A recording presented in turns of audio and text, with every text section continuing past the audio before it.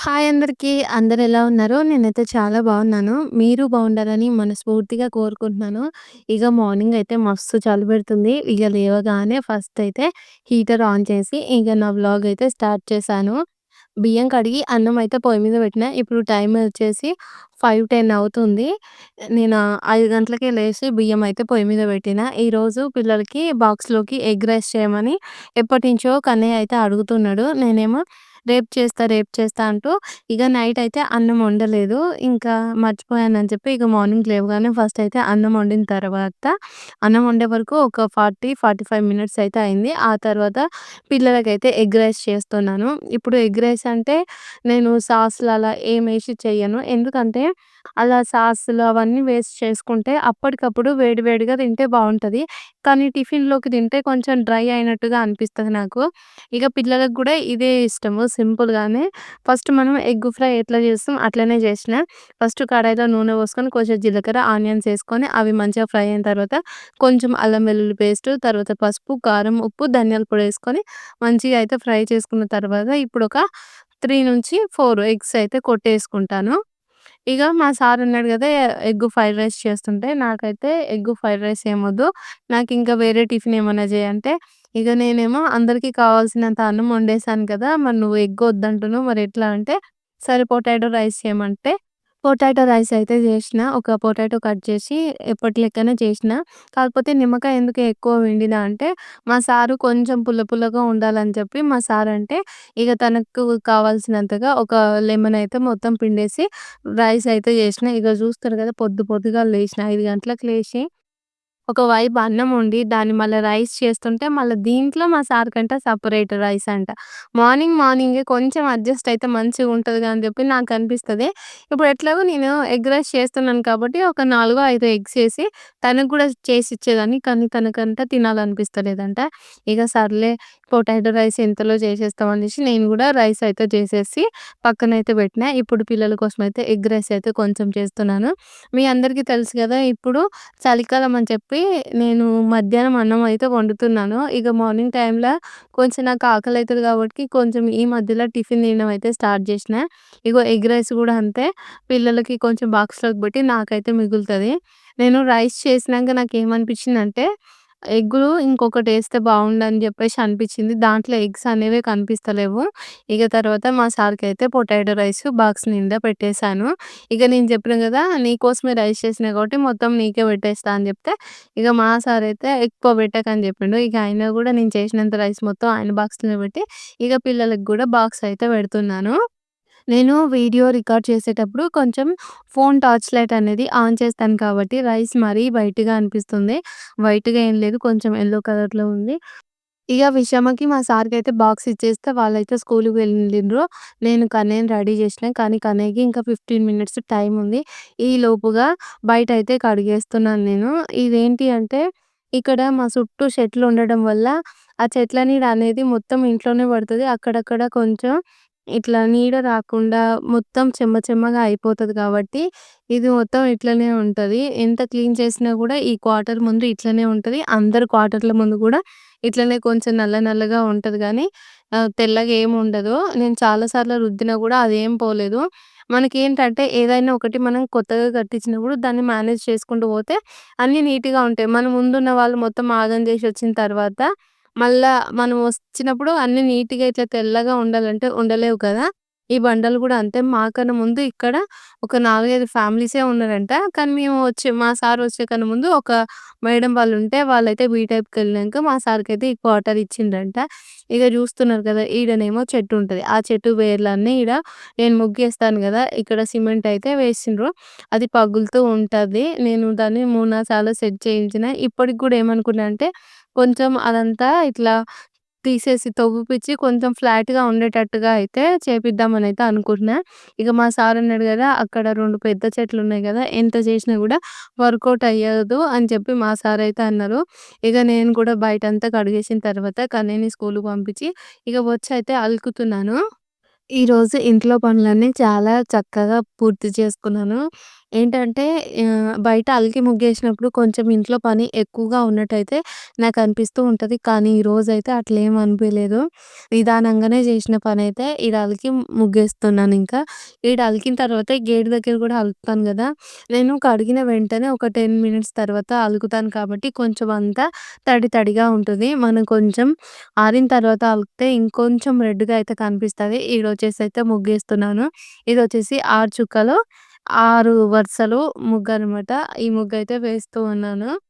మనం ఇలా ఇంటి ముంగడ ముగ్గులేసుకుంటే ఎంత ప్రశాంతంగా ఉంటదో, ఇక్కడ వీళ్ళందరూ నా ముగ్గుల్ని చూసే మనమైతే హైదరాబాద్ అని చెప్పి గుర్తుపడుతున్నారు. ఎట్లా అంటే మీ అందరికీ చెప్పినా గదా! నేను పాల దాది వస్తలేదు. వేరే అబ్బాయొచ్చి పాలు పోస్తున్నాడని జెప్పినా గదా! అయితే ఆయన మొన్న 15 తారీఖు నుంచి మాకైతే పాలు పోస్తున్నాడు. అయితే ఒకరోజు ఏమైందంటే మంగళవారం రోజు నేను బయట అలికి ముగ్గేసిన తర్వాత పాలు పోస్తుంటే తనన్నాడు గదా! "మీది హైదరాబాదా?" అని జెప్పి అడిగిండు. అడగంగానే నేనైతే ఇట్లా జూసిన. అంటే తనతో నేనెప్పుడు ఏం మాట్లాడలేదు. జస్ట్ పాలు పోస్తే పాల బిల్ ఎంత అని జెప్పి అడిగితే తనైతే ఆవు పాలు గాబట్టి లీటర్ 45 అని జెప్పిండ్రు. ఇగ మేమైతే హాఫ్ లీటర్ గాబట్టి 22 ½ అనయితే జెప్పిండు. అంతే ఇగ రోజు అట్లనే ఆయన పాలిస్తాడు. పాలు పోస్తాడు, ఇస్తాడు, పోతాడు అంతే. ఇగ నేనైతే ఆ అబ్బాయి ఎక్కడ, ఏంటి అని చెప్పేసి ఏం డీటెయిల్స్ అడగలేదు. అవన్నీ మనకు అనవసరం కదా అని చెప్పి. ఇగ ఒకరోజు ఇలా బయట ముగ్గేసినప్పుడు ఆ అబ్బాయి అన్నాడు గదా! పాలు పోసుకుంటా, "మీది హైదరాబాదా?" అంటే, "అవును హైదరాబాదే" అని చెప్పిన.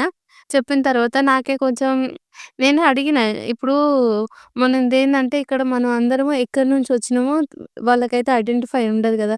ఇక్కడ కేరళ వాళ్ళుంటారు, బీహార్ వాళ్ళుంటారు, బెంగాల్ ఉంటారు, హైదరాబాద్ వాళ్ళు గూడా ఉన్నాం.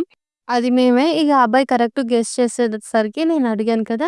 "మీకెలా తెలుసు?" అంటే, "లేదు ఇక్కడ మీరు ఆళ్ళకి ముగ్గు పెడుతున్నారు గదా! మీ హైదరాబాద్ వాళ్ళే ఎక్కువగా ముగ్గులేస్తారు. నేనైతే ఇక్కడ 2, 3 క్వార్టర్‌లకి పాలు పోస్తున్నా. ఇంకొకరు క్యాంటీన్ వైపు ఉంటారు. అక్కడ గూడా ఆ మేడము ఇలా ఆళ్ళకి ముగ్గులు పెడతది. వాళ్ళు గూడా తెలుగు వాళ్ళంట" అని జెప్పి అంటే, "అవునా?" అని చెప్పి నేనైతే అన్నాను. నిజంగానే ఇంకా వేరే ఫ్యామిలీస్ గూడా ఉన్నారంట తెలుగు వాళ్ళిక్కడ. కాకపోతే విషయం ఏంటంటే, ఆ అబ్బాయి మన ముగ్గుల్ని చూడగానే మనం తెలుగోళ్ళం అని జెప్పి, వేరే ఫ్యామిలీ వాళ్ళు గూడా ఇలా ముగ్గులేసుకుంటున్నారు. వాళ్ళు గూడా తెలుగోళ్ళని జెప్పి, ఇగ మాకు చెప్పడం వల్ల ఇగ ఆ సిస్టర్ అయితే నాకు మెసేజ్ జేసింది. ఇగ నేను కూడా కొద్దిసేపయితే చాట్ చేశాను. అంతే ఇంకేం మాట్లాడుకోలేదు. ఒక పాలబ్బాయి అయితే ఇద్దరిని తెలుగోళ్ళని కలిపిండు. అది ముగ్గుల్ని గుర్తించి అని జెప్పి, నాకైతే ఒక రకంగా హ్యాపీగా అనిపిచ్చింది. మరి మీరేమంటారో గూడా కామెంట్ చేసి చెప్పుర్రి. ఇగ అక్కడ గేట్ దగ్గర ముగ్గేసిన తర్వాత తులసి కోట దగ్గర గూడా ముగ్గేసి, ఈడైతే ముగ్గేస్తున్నాను. నేను ఈడ అలుకు దగ్గర ముగ్గేస్తాను గదా! ఈ ముగ్గుని కొంచెం వేరే యాంగిల్‌లో చూపిద్దాం అనుకుంటేనేమో, అస్సలు కెమెరా అనేది సెట్ అవ్వట్లేదు. రోజు ఇలాగే పెడుతున్నాను కదా! చూసి చూసి మీకేమో బోర్ రావచ్చు. ఒకటే యాంగిల్‌లో పెడుతున్నాను గదా! ఇప్పుడు నేను అలికింది, అలుకు మీద ముగ్గు చూయించాలంటే ఖచ్చితంగా నేను డోర్ దగ్గరనే ట్రైపోడ్ అనేది పెట్టాలి. అప్పుడు ఇక్కడైతే కనిపిస్తది. లేదు అంటే ఇటు సైడ్ గానీ, అటు సైడ్ గానీ పెట్టిననుకో, ఈ అలికినట్టు అయితే కనిపియదు. ఇప్పుడు వీడియోలో ఎంత మంచిగా కనిపిస్తుంది చూడండి అలుకు. అలుకు మీద ముగ్గు, ఈడొక ముగ్గు. ఇట్లా చూస్తేనే నాకైతే నచ్చింది. మరి మీరేమంటారో గూడా కామెంట్ చేసి చెప్పండి. ఈ మధ్య కాలంలో మన వీడియోస్ అయితే నేను ఇన్‌స్టాగ్రామ్‌లో గూడా నేను అప్‌లోడ్ చేస్తున్నాను. మీరందరూ చూసారా లేదో గూడా కామెంట్ చేసి చెప్పండి. ఇంతకుముందు కూడా షార్ట్ వీడియోస్ గానీ, ఇలా ముగ్గులేసిన వీడియోస్ గానీ ఇన్‌స్టాగ్రామ్‌లో అప్‌లోడ్ చేసేదాన్ని. పాత అకౌంట్‌లో నేను ఆ అకౌంట్ నుంచి వీడియోస్ అన్నీ డిలీట్ చేశాను. ఇంకొక కొత్త ఇన్‌స్టాగ్రామ్ అకౌంట్ అయితే క్రియేట్ చేసుకున్నాను. ఇప్పుడు దాంట్లోనే ఇలా తిప్పుడు ముగ్గులు యాడ్ అయితే చేస్తున్నాను. ఇక తర్వాత ముందు ముందుగా ఇప్పుడు మంచిగా షార్ట్ వీడియోస్ గూడా చేద్దామనైతే అనుకుంటున్నాను. ఒకవేళ మీరెవరైనా గూడా ఇన్‌స్టాగ్రామ్‌ని చూడకపోతే డిస్క్రిప్షన్‌లో లింక్ ఉంటది. కొంచెం చూసైతే ఫాలో చేయండి. ఎందుకు అడుగుతున్నానంటే ఇప్పుడు ఇన్‌స్టాగ్రామ్‌లో చాలా మంచిగా వీడియోస్ అయితే వైరల్ అవుతాయి గదా! సో, అలా ఏవన్నా వీడియోస్ వైరల్ అయినా, లేదంటే వ్యూస్ వచ్చినా గూడా ఎవరికైనా మనం నచ్చితే మన ఛానల్ అనేది సబ్స్క్రైబ్ చేసుకుంటారు. కొంచెం ఛానల్‌కి వ్యూస్ వచ్చే అవకాశం ఉంటది. సబ్స్క్రైబర్స్ వచ్చే అవకాశం గూడా ఉంటది. అందుకే నేనైతే ఇన్‌స్టాగ్రామ్‌లో గూడా అప్‌లోడ్ చేస్తున్నాను. డిస్క్రిప్షన్‌లో లింక్ ఉంటది. లేదంటే వీడియో లింక్ అనేది ఎలా చూడాలో నేనైతే చెప్తానిప్పుడు. మీరెవరైనా నన్ను ఇన్‌స్టాగ్రామ్‌లో ఫాలో చేయాలనుకుంటే ఇలా నా ఛానెల్ అయితే ఓపెన్ చేయండి. ఓపెన్ చేసిన తర్వాత ఇక్కడ డిస్క్రిప్షన్‌లో ఉంటది. లేదు అంటే ఇప్పుడు మీరు వీడియో చూస్తూ ఉంటారు గదా! వీడియో కింద డిస్క్రిప్షన్ దగ్గర మోర్ అని ఉంటది. దాన్ని క్లిక్ చేస్తే ఇగో సరిత హోమ్ వ్లాగ్స్ అని చెప్పేసి వీడియోస్ అబౌట్ ఈడ ఇన్‌స్టాగ్రామ్ లింక్ అని వస్తది. ఆ లింక్ పైన క్లిక్ చేస్తే మీకు డైరెక్ట్‌గా ఇన్‌స్టాగ్రామ్ అనేది నా ఇన్‌స్టాగ్రామ్ పేజ్ అనేది ఓపెన్ అయితది. ఫాలో చేయండి ప్లీజ్. ఇక నేను ఆ ఇన్‌స్టాగ్రామ్‌లో గూడా ఇప్పుడు షార్ట్ వీడియోస్ అనేవి అప్‌లోడ్ చేయాలనుకుంటున్నాను. కాకపోతే రికార్డింగ్‌కి టైం దొరుకుతలేదు. టైం అనేది చాలా వేస్ట్ అవుతున్నట్టుగా నాకనిపిస్తుంది. ప్రతి ఒక్క నిమిషాన్ని యూజ్ చేసుకుంటూ షార్ట్ వీడియోస్ కానీ, లాంగ్ వీడియోస్ కానీ అప్‌లోడ్ చేస్తాను. ఇక ఇప్పుడైతే పిల్లలిద్దరిని స్కూలుకైతే పంపించిన తర్వాత వచ్చి బయట అలికి ముగ్గేసిన గదా! ముగ్గేయడంతోనే మన ఇల్లయితే కళకళలాడిపోతుంది. ఇప్పుడైతే కర్రీస్ అయితే వండుదామని చెప్పి ఫస్ట్ ఏమనుకున్నానంటే టమాటా పచ్చడి చేద్దాం అనుకుంటేనేమో ఇంట్లో 4 టమాటాలున్నాయి. మా సారేమో వెళ్తూ వెళ్తూ టమాటా పచ్చడి చేయమని చెప్పిండు. ఇక తీరా చూస్తే 4 టమాటాలున్నాయి. దాంతోని ఇక పచ్చడి గాదు. ఒకవేళ అయినా గూడా ఒక్కరికి గూడా సరిపోదని చెప్పి ఇంట్లో పొటాటో ఉంటే పొటాటో కట్ చేసి అయితే కర్రీ వండేస్తున్నాను. అయితే మీ అందరికీ నిన్న చెప్పిన కదా! మా సార్ ఎప్పటినుంచో కారపప్పాలు చేయమంటుండని చెప్పి, ఈరోజు చేద్దామని చెప్పి పాలకూర కొంచెం అయితే కట్ చేశాను. అయితే ఆ పాలకూరలో మనం అప్పల్లో వేయడానికి కొంచెం ఆకే కావాలి. కాడలు అవసరం లేదు అని చెప్పి, ఆ కాడలన్నిటిని సన్నగా కట్ చేసుకొని కర్రీలో అయితే వేసుకున్నాను. పొటాటో, పాలకూర గూడా మంచిగానే ఉంటది. ఇక నేనైతే పాలకూర కాడలు, పొటాటో, ఆనియన్, టమాటో అన్నీ వేసుకొని కలుపుకొని పైనుంచి అయితే మూత పెట్టిన. ఒకవైపు అయితే పొటాటో కర్రీ అవుతుంది. ఇంకో వైపు అయితే పొద్దున్న తోమిన గిన్నెలుంటాయి గదా! ఆ గిన్నెలన్నిటిని సర్దేసుకుంటున్నాను. ఇక్కడ చెప్పిన కదా! బీహార్‌లో చాలా ఎక్కువయిందని జెప్పి. ఇక మార్నింగ్ టైమ్‌లో అయితే బయటికి రావాలంటే అస్సలే పానం ఒప్పుతలేదు. అంత చలి పెడుతుంది. ఇక డే టైమ్‌లో మొత్తం హీటర్స్ ఆనే ఉంటున్నాయి. పడుకునేటప్పుడే ఈ రూమ్ హీటర్స్ అయితే స్విచ్ ఆఫ్ చేస్తున్నాను. ఇక ఇప్పుడైతే కర్రీ పొయ్యి మీద ఏసినా గదా! ఇప్పుడు నేను కారపప్పులు చేస్తా అని చెప్పినా గదా! దానికైతే పాలకూర కట్ చేసుకున్నాను. ఇది నిన్నటి పిండే.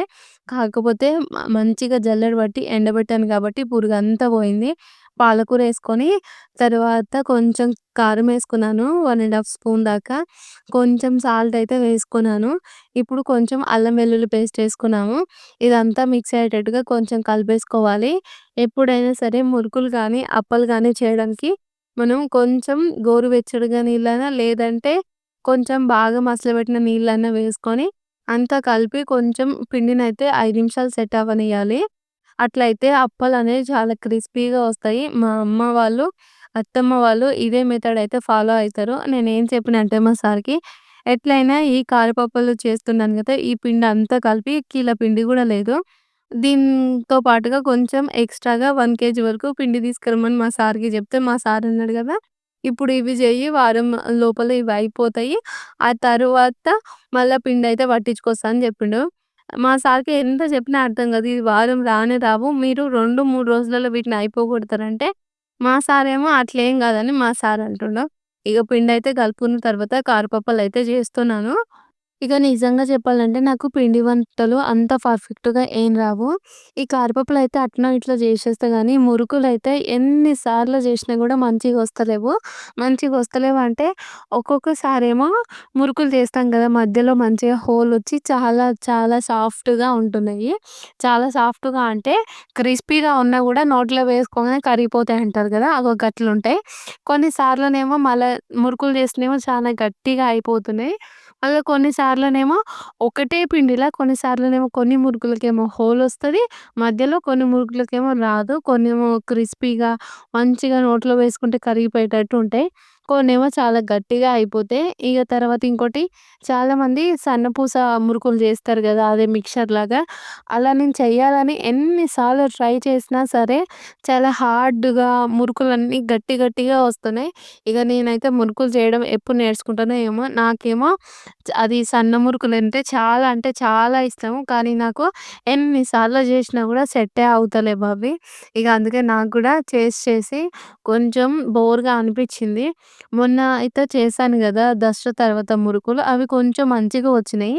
కొన్ని కొన్నేమో గట్టిగా వచ్చినాయి. కొన్ని కొన్నేమో చాలా మంచిగా వచ్చినాయి. మళ్ళీ ఇప్పుడైతే కారపప్పులు చేస్తున్నాను గదా! ఇవన్నీ ఏంటంటే కొంచెం పిండి చేసినా గూడా నాకు చాలా టైం అయితే తీసుకుంటాను వీటికి. నిదానంగా చేస్తాను.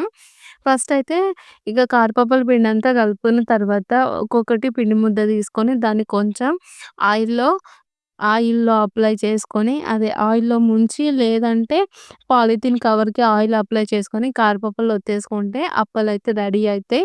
కాకపోతే వీటన్నిటిని మంచిగా ఈవెన్‌గా కాల్చుకోవాలి. ఈరోజు కర్రీ వండడం అయితే 10:00కే అయిపోయింది. ఆ తర్వాత ఈ అప్పాలు చేయడం అయితే స్టార్ట్ చేశాను. పిండంతా కలిపే వరకే 45 మినిట్స్ అయింది. తర్వాత పాలు వేడి చేసిన, తర్వాత ఆయిల్ వేడి చేసిన, ఇగ తర్వాత ఇప్పుడు 11 అవుతున్నట్టుంది. 11 అవుతుంది. ఈ టైంలో అయితే అప్పాలైతే చేస్తున్నాను. పిల్లలొచ్చే వరకు ఈ అప్పాలు చేయడం అయితే అయిపోగొట్టాలని నేను అనుకుంటున్నాను. మరి అవుతాయో లేదో మనమే చూద్దాము.